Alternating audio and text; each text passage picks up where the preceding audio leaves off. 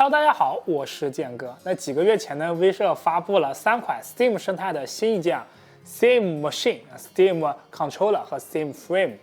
这里面最有意思的当属 Steam Frame， 它搭载了骁龙的8 Gen 3运行 ARM 版的 SteamOS 呢，能玩 X86 的 PC 游戏。应该说10多年前的机胖首次表达了他自己对于 Linux 游戏生态的看好时候呢，大家普遍觉得他疯了吧？但是人家威社就真的是实干派，自己牵头搞定了 Proton 的兼容层不说呢，还赞助了 FEX Emu 的转译层，硬是把 Linux 的游戏生态呢给做了起来。Windows 的游戏生态当然也会去继续存在，但是呢，对于新生态的玩家来说呢，反正都是从零开始适应一个玩游戏的新系统。那么为什么就非得是 Windows 而不能是 SteamOS 呢？不是谁都要坐在电脑面前工作的。Windows 系统受到的质疑从未像今天这么多。如果说你决定试一试别的操作系统呢，不妨就从 SteamOS 开始。目前教你装 SteamOS 的教程还挺多的，但是大家装完之后呢，会发现它们和 Windows 确实很不一样。玩玩游戏倒还好，但是真当桌面操作系统来用的话呢，还是会觉得很陌生，没有那种用 Windows 的得心应手的感觉。那不妨看一看我们这期视频呢，除了从安装，我们还会从文件的系统层面去拆解一下 SteamOS 的结构。那目前官方的 SteamOS 正式支持的是 AMD 的 CPU 加 AMD 的显卡，台式机呢按照这个配就可以了。比如说呢，我们这套 7950X 加上7900XT 那就可以正常运行。至于笔记本和掌机呢，相比于台式机呢，普遍会为了集成度呢选用一些特殊的硬件，比如像触摸板啦、指纹解锁啦，所以说需要威社去专门做适配。就哪怕是 AU 加上 A 卡的笔记本呢，装上 SteamOS 后的体验也非尽善尽美。巧了我们有一台联想的 Legion Go S 是除了 Steam Deck 之外呢，对于 SteamOS 支持最好的掌机了。这次呢，我们就主要用它来讲解。CPU 是 Ryzen 的 Z2 Go 4核心8线程的 Zen 3加，核显方面呢是12个 CU， 典型频率2200兆赫兹。总之呢，你可以把它看成一颗砍掉了4个核心的 6800H， 保留了 GPU 的规格，砍掉了掌机上一般吃不满的 CPU， 阉割的是比较合理的。再去配合 16G LPDDR5 的64兆的板载内存纸面参数是没问题的。为了省事呢，还是建议准备第2台的电脑，用来下载和存放要用的文件。其实后面呢还有一些命令行操作，准备第2台电脑呢也方便去查文档。从威社官网呢下载恢复镜像，用 Rufus 去写进 U 盘，写盘的过程呢会把整个 U 盘都去抹掉，所以说要么去备份数据，要么要去找个空 U 盘。那写盘用的是骁龙的笔记本 Yoga L14S， 用 ARM 给 X86 去耍机倒反天罡了属于。把 U 盘插上这个 Legion Go S， 按住掌机的音量加键，同时呢开机就能进入到 Boot 的 menu 了。整个的 UEFI 的界面都是能够触屏的，虽然说明显感觉不咋跟手吧。我们现在进下 UEFI， 关掉 Secure Boot 保存，退出 UEFI 就能进入到 SteamOS 的恢复环境了。这是一个简化版的 SteamOS 呢，默认是进入了桌面模式，同时呢也会启动一个终端给你一些基本的提示。读完之后呢，发现这个 Home Deck Tools 这个目录下放着一些装系统用的脚本，桌面上呢也摆了几个图标，我们右键查看属性，很明显的就指向刚才那些脚本的快捷方式。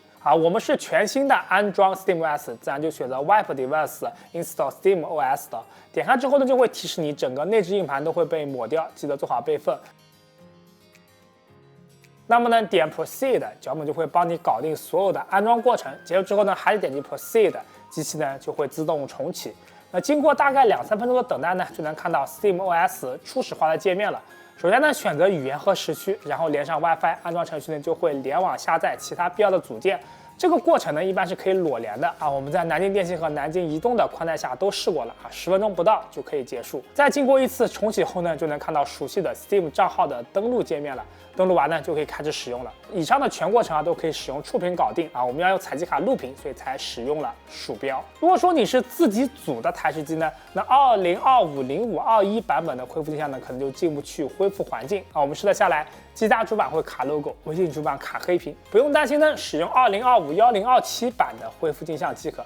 这个虽然是个 beta 版镜像，但是用它装好的系统仍然是正式版。另外注意呢，因为威社的这个刷机脚本呢，硬编码了 DV-NVMe 这样的设备路径啊，所以说你必须有一块 NVMe 硬盘。如果说非得装进 SATA 盘呢，那么要么自己改脚本，要么就参考这个GitHub 的项目。那哼哧搞了半天，游戏总得能玩吧？地平线启动。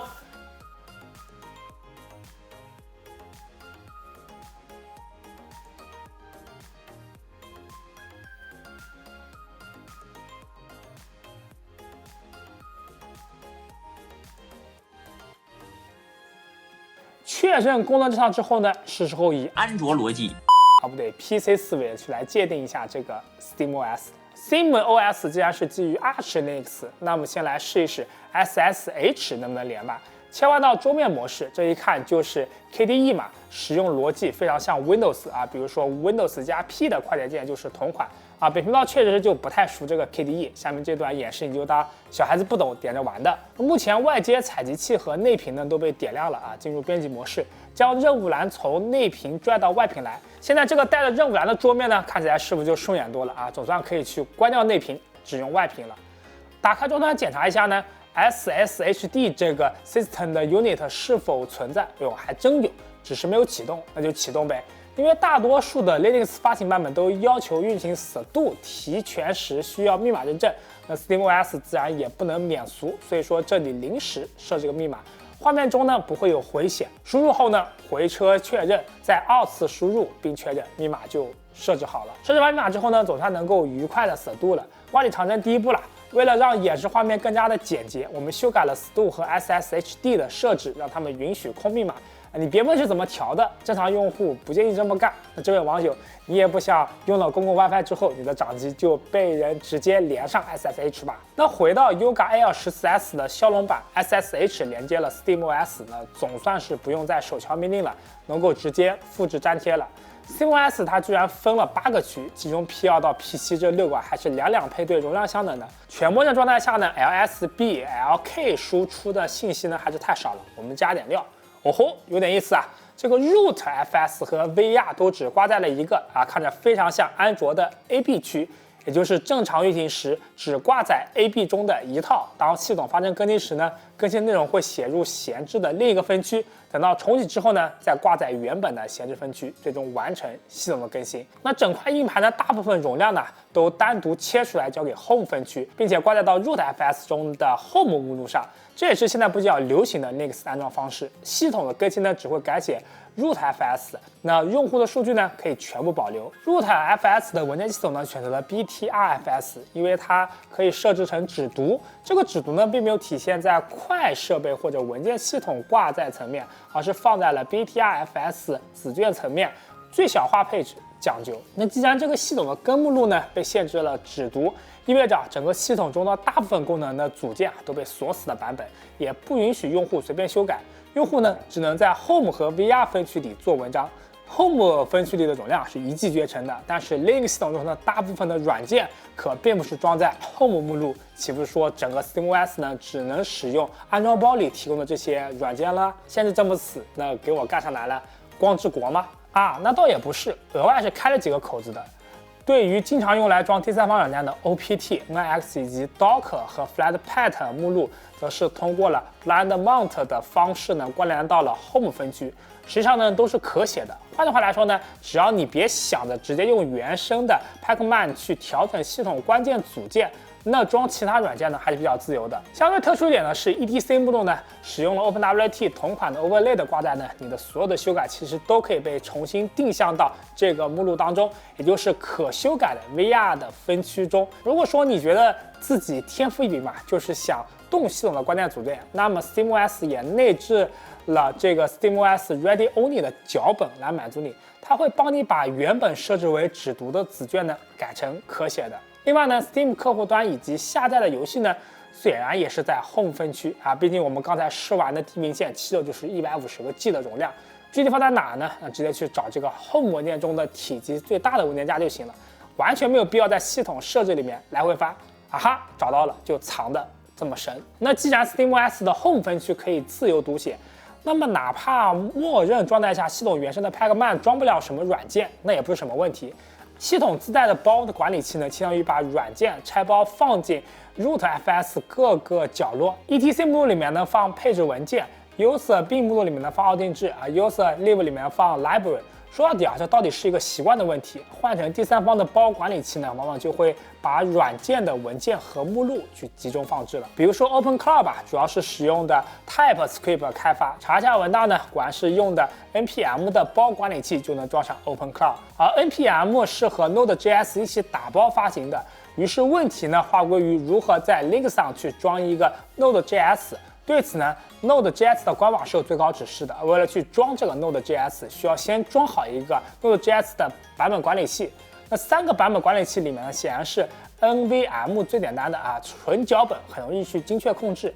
那安装 NVM 的一键脚本呢，会用到 core、wget 还有 git。SteamOS 是全部自带的。但是因为呢 repo 放在了这个 GitHub 上嘛，要么去扣源上网，要么去换源。那稍微读一下安装脚本中的 nvm source 这个函数呢，就可以确认在一键脚本执行前声明这个 nvm source 的变量值呢，就可以换源到其他地址了。接着呢，把这个一键脚本的下载地址也换到 git， 就能成功安装 nvm 了。nvm 命令是注册在 batch.rc 中的一个函数呢 ，source 一下就能够用了。那 nvm 安装 Node.js 呢，会从 Node.js 的官网去下载安装包，因为包不大我们试了下，直连速度也能接受，就不换源了。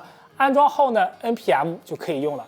那 npm 去装 OpenCloud 是默认会从官方仓库下载的，因此要下载包非常多，那还是老老实实的换源吧。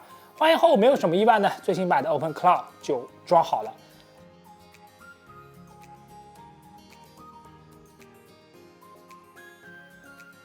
我们也鉴定一下装好的 Node.js、npm 和 OpenCloud 的安装路径，那全部是放进了 home 点 nvm 的目录里面，完全没有动到 rootfs 非常的 portable。那看来呢，除了玩游戏呢，其实 SteamOS 在某些场景中呢，也是完全可以当成一个普通的 Linux 来使用的。我们觉得 SteamOS 本身能分析的内容呢，大概也就这么多，剩下内容呢，就是一些脱离 SteamOS 也能成立的独立议题了。比如说，为什么 Linux 能玩 Windows 游戏，这是万行 Proto 的范畴，我们以后会独立做视频。再比如说呢 ，SteamOS 和 Windows 如何组成双系统，这是典型的 Dual Boot 的问题最好是结合其他典型的 Linux 发行版的双系统，互相对比的讲才好讲清楚。新的朋友也发现，我们前面讲过 SteamOS 的8个分区时呢，完全没有提前3个分区，他们就负责引导启动 SteamOS。总之之后呢，也会独立做成视频。那今天节目到这里，不知道你对 SteamOS 的这个理解有没有加深点呢？欢迎留言弹幕与我们交流。喜欢观众别忘了点小脑和点个赞，因为我们是全职 YouTuber， 你们点赞对我们非常重要。如果想了解更多电脑资讯的话，可以关注微信公众号传个 CLK。如果想购买电脑的话，可以来我们淘店铺传国的数码。这是创客，我们下见，拜拜。